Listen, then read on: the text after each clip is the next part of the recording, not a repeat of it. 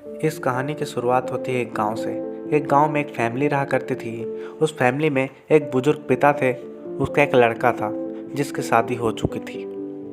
उस बुजुर्ग से उसके बेटा बहुत परेशान रहता था। हमेशा उनके घर में किचकिच होते रहता था।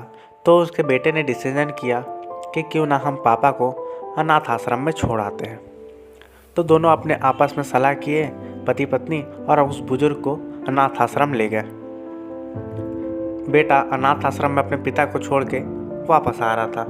तभी अचानक से उसको एक कॉल आता है। वो कॉल करती है उसकी पत्नी और कहती है कि अपने पिता से ये भी कहे आना कि कोई भी त्यौहार पड़े या कोई भी पूजा आए, आपको घर नहीं आना है।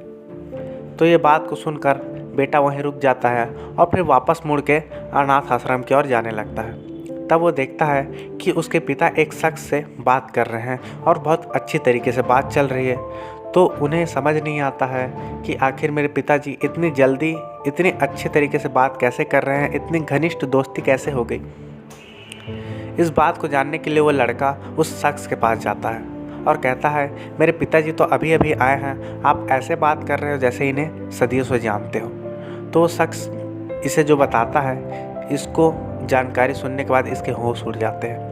वो शख्स कहता है कि तुम्हारे पिता को मैं बचपन से जानता हूँ। वो ये उन समय की बात है जब तुम्हारे पिता तुम्हें अनाथ आश्रम से लेकर अपने घर गए थे, और एक आज का दिन है जो तुम अपने पिता को अनाथ आश्रम छोड़ने आए हो। ये बात सुनकर उसके पैरों के नीचे से ज़मीन खिसक जाती है।